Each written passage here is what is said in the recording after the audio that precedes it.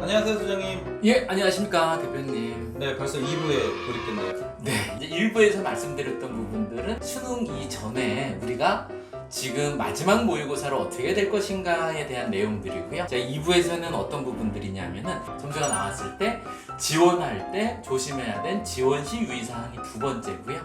자, 세 번째는 2020년도 정시 지원 시 가나다군에 지원하는 지원 요령에 대해서 말씀드리려고 합니다. 자, 그럼 정시 지원 시 유의사항에 대해서 한번 말씀드릴게요. 기본적으로 정시 지원할 때 우리 친구들이 조심해야 되는 부분들이 뭐가 있느냐면요, 대부분들 정시 시험이 끝나고 나면 그 다음 날이나 그 다음 날 같은 경우들의 그 기말고사들이 있잖아요. 그때 기말고사를 잘들 보셔야 됩니다. 대부분 대학들이 기말고사에 정시 보는 부분들이 전부 다 반영이 되고요. 그리고 선생님이 대학생들한테 물어본 결과 100명의 대학생들 중에서 80여 명의 대학생들은 또 그 이후에 수능을 보고 싶어하는 충동을 굉장히 많이 느낀답니다. 그랬을 때 수능을 보게 되면 어떻게 되나요? 그 3학년 2학기 내신 점수가 전부 다 반영이 돼요.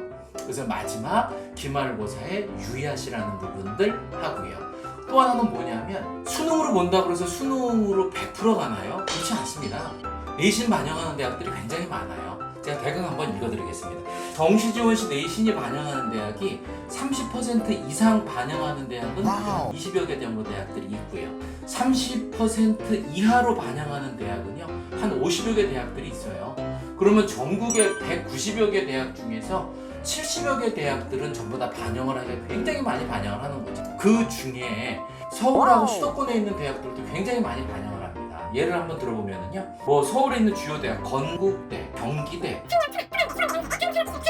지금까지 발표한 부분들 보면은요, 한 9개 대에서도 내신 부분들이 반영을 하니까는 마지막 시험에도 조심하시기 바랍니다. 자, 수능 부분들도 많이 중요하지만은 나중에 원서 지원을 할 때 내 내신 부분들이 어디에쯤에 위치하는지 확인을 해봐갖고요. 수험생들이 뭐 저희들에게 또 와서 이것저것 궁금하신 부분들 물어보시면은 또 제가 꼼꼼하게 많이 알려 드릴 겁니다. 자, 그래서 정시 지원 시 유의사항을 보시면은요, 우리가 지원할 수 있는 부분들 보면은요, 반드시 3개만 넣게 돼 있죠.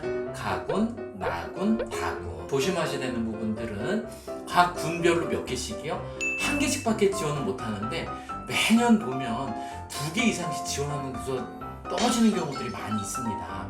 근데 그 2개 이상씩 지원하는 경우를 봤는데 하시는 분들도 있어요. 2개 이상 지원하는 경우도 있습니다. 그 경우는 뭔가요? 우리가 국가에서 특별법으로 지정한 몇 개 대학들이 있습니다. 자, 그 대학들은요, 가나 다군에 관계없이 지원 가능합니다.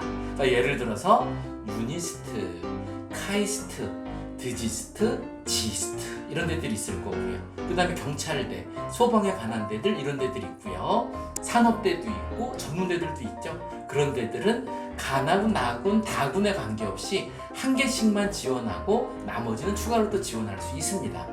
자, 그리고 또 한 가지는 정시 모집이 그 지원이 금지되는 경우들이 있죠. 어떤 경우예요? 수시 모집에 합격을 덜컥 했는데 나는 정시가 나와서 또 지원하겠다 이런 분들도 꼭 나와요. 그러니까 그런 분들 절대 안 됩니다. 마지막으로 가군, 나군, 다군에 지원할 수 있는 지원 요령에 대해서 말씀드리겠습니다. 아, 소장님. 네네. 저 질문 하나 드려도 될까요? 네네. 가군, 나군, 다군을 설명하시기 전에 네네. 정의를 내려주셔야 될 것 같아요.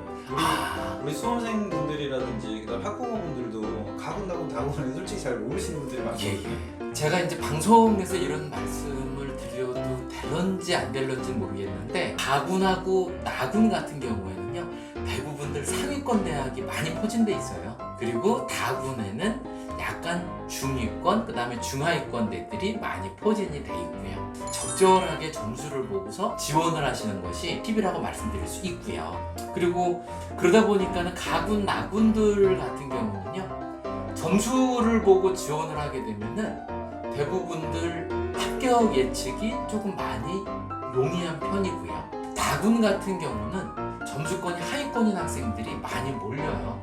많이 몰리다 보니까는 합격 예측이 조금 떨어지는 경우들도 있습니다. 그래서 이제 정시 지원할 때 지원 요령들을 한번 살펴보면, 기본적인 전략을 하나 말씀을 드리면요, 일반적으로 가군, 나군에 대해서 상향으로 지원을 한다면은 다군선에서는 걱정하든지 약간 아래로 하향을 지원하시는 게 맞고요. 또 역으로 가군, 나군을 하향을 지원을 하셨을 때는 다군을 조금 높이 지원을 하시는 게 맞을 것 같고요. 근데 이런 경우는 별로 바람직하진 않습니다. 마지막으로 이제 팁 하나 드리면요. 가군하고 나군에 있는 상위권대에 있는 합격자들은요. 대부분들 다군에서 합격이 됐다고 하더라도 포기하시는 경우들이 많아요. 그러다 보니까 다군 같은 경우들은 추가 합격률이 굉장히 높습니다.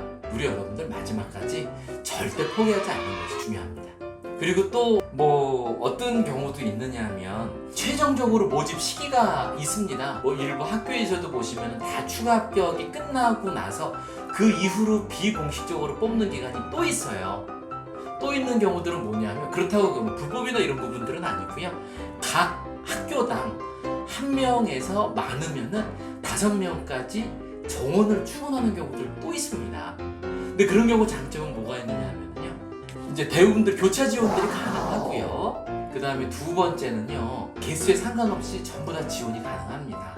6개건 7개건 전부 다 쭉 지원이 될 수가 있어요. 그리고 또 하나 조심하셔야 되는 게 그 대학에서 마지막 등급 컷이 예를 들어서 2.5등급이었으면은 나는 3.2등급인데 지원해볼까 해서 지원하시는 경우도 있습니다. 그런 경우는 쉽게 되지는 않고요. 그 해 등급 컷이 2.5등급이면은 한 2.6, 한 2.7등급인 학생들이 뽑히는 경우가 많이 있습니다. 단 또 하나 조심하셔야 되는 게 그거는 전부 다 수능으로만 뽑아요. 그래서 마지막 수능 부분들 여러분들 꼼꼼히들 잘들 보셔서 마무리하시기 부탁드립니다. 그러니까 구독은 잊으시면 안 됩니다. 감사합니다.